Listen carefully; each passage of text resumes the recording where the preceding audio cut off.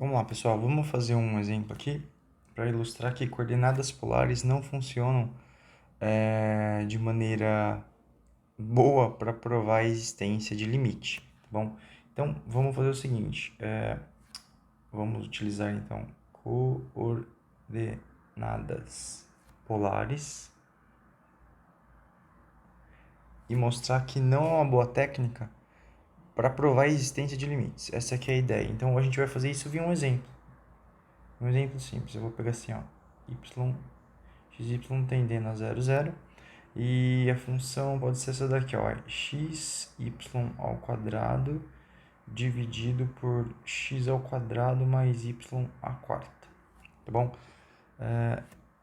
Esse caso aqui é um exemplo que ilustra bem que coordenadas polares não funcionam como uma técnica boa para provar a existência de limites. Antes de fazer, a gente lembra que coordenadas polares se baseia em que, como você pega um ponto, quando você pega um ponto x, y no plano cartesiano, onde mora o domínio das funções de duas variáveis que a gente estuda, né?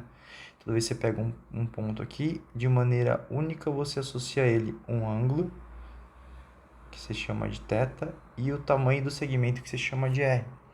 Né? Então, utilizando a identidade em triângulo retângulo ali, das identidades do triângulo retângulo, a gente conclui que, primeiro, né, por teorema de Pitágoras, r ao quadrado é igual a x ao quadrado mais y ao quadrado.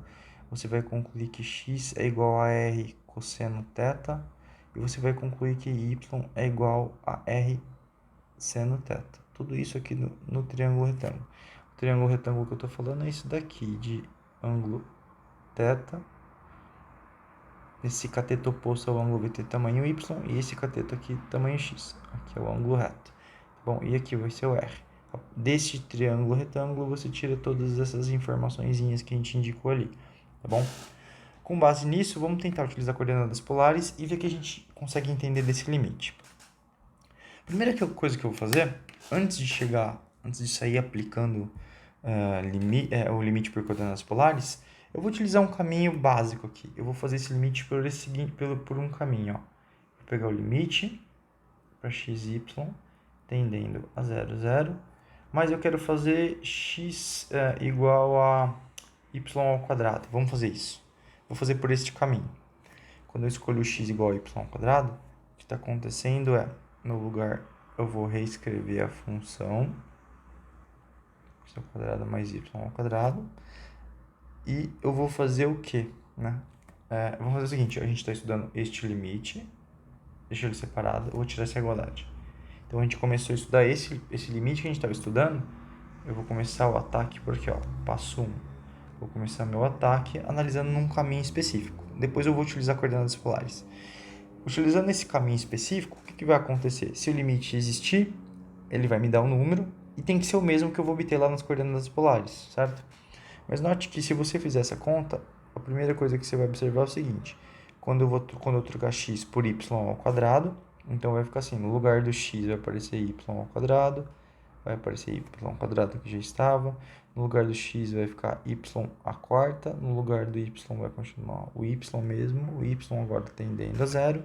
O passo seguinte vai ser, então, o limite para y tendendo a 0 de y à quarta dividido por 2y à quarta, que deu meio.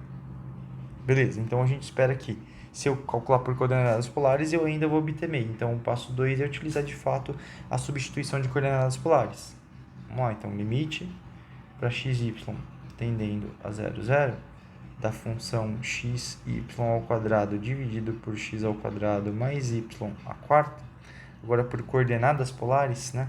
Então, eu vou estar fazendo agora eu vou estar fazendo x igual a r cosseno θ, y igual a r seno θ. O que vai acontecer agora é o seguinte, vamos fazer essas substituições e a gente vai entender que o limite que eu estou calculando vai ser igual a limite para r tendendo a 0 de r cosseno θ, r ao quadrado seno ao quadrado, isso aqui também está ao quadrado, dividido por r ao quadrado cosseno ao quadrado de θ mais r à quarta seno à quarta de θ. anda mais um pouquinho e dá limite para r tendendo a zero. Na hora que a gente organizar ali em cima, vai ficar r ao cubo cosseno θ seno ao quadrado de θ. Aqui embaixo vai ficar r ao quadrado cosseno ao quadrado de θ mais r ao quadrado seno ao quadrado de θ. Beleza. Aí o que acontece? Então vai ficar assim, limite para r tendendo a zero.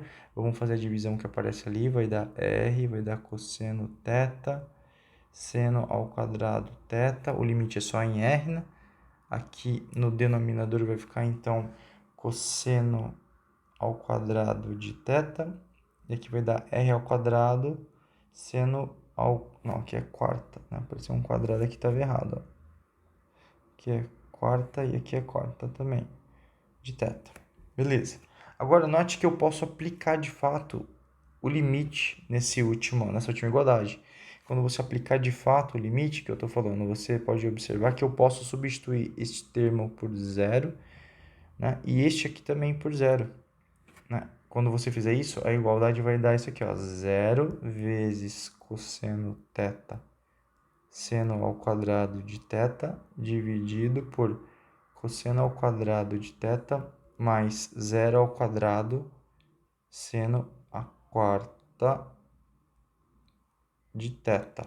Isso, se você observar, vai ficar 0 no numerador. Aqui embaixo vai ficar cosseno ao quadrado de θ. Então, salvo restrições de que o cosseno também seja zero, né? Para não dar problema de divisão por zero, essa conta vai dar zero.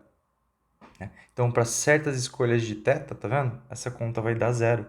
Enquanto que um limite deu meio por um caminho, eu fiz por coordenadas polares, deu zero. Ou seja, a indicação que a coordenadas polares dá ao calcular um limite é a mesma que a de escolha de um caminho particular. Está ouvindo? Então, você está escolhendo caminhos particulares quando você faz a ideia das coordenadas polares, porque você faz uma escolha de θ. Por mais que ela seja arbitrária, você está fazendo uma escolha, entendeu? Inclusive, a escolha que você faz aqui é aquela que essa conta não vai dar zero, senão você teria uma divisão por zero. Então, portanto, aqui deu zero.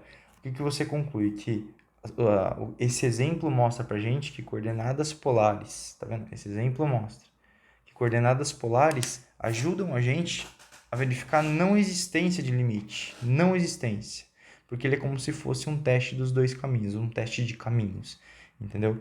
Note novamente que o limite que a gente calculou, o limite da função que a gente queria calcular, não existe porque, calculando por um caminho, ele deu meio, e por coordenadas polares ele está dando zero. Então, novamente ressalto. O que eu estava falando ontem, inclusive lá na aula, é o teste das coordenadas. O teste dos dois caminhos ajuda a provar a não existência. O teste de coordenadas polares pode ser útil para provar, não existência também. Você pode, às vezes, tentar investigar a existência com ele, mas você vai precisar de resultados auxiliares, vai precisar de uma análise mais profunda.